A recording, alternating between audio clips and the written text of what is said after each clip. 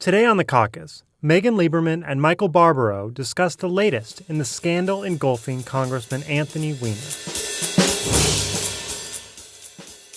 So, Michael, for someone who had a lot of friends online, it seems that Anthony Weiner does not have a lot of friends in Washington these days. No, and particularly in his own party. The Democratic Party is walking away from Anthony Weiner from top to bottom. But the fact is, actually, he was never really a very popular guy in Washington, right? He didn't have a lot of friends in the Congress. No, and I'll tell you why. He had a real go-it-alone style. Anthony Weiner, a bit of a camera hog. You could turn on Fox, MSNBC, any of the networks, and he was there yelling about healthcare, about funding to NPR. His colleagues didn't like that. And you know, when he ran for mayor last time, I remember talking to people back in '09. He was thinking about running.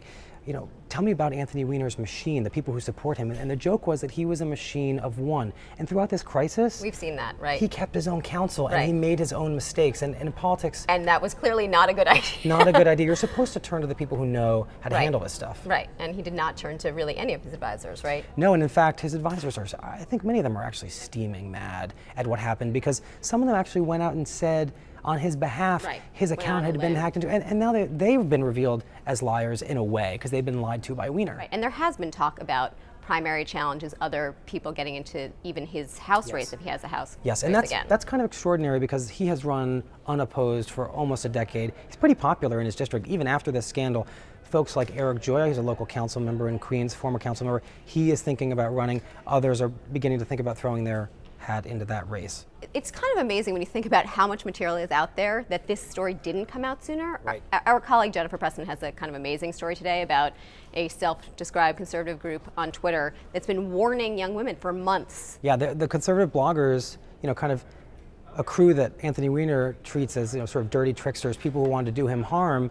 Strangely, we're trying to, they say, protect some of these women by telling them, you know, Anthony Weiner may be out there trolling for you, and people dismissed these as sort of wackos. It turned out that they were sort of onto something, right. And so now the question, of course, is his political survival. There is, you know, he's wanted to run for mayor.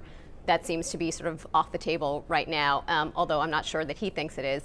There's the question of, will he run again for his seat? But there's also the question of whether he can actually even hold on and be forced to resign in the next few days. In the same way that he kept his own counsel through the crisis, he is advising himself to stay in office. And remember, this is New York. Charlie Rangel got reelected, and people, with like 80% of the vote. People in his district took a strange pride in seeing him return to office after quite a troubled 2 years.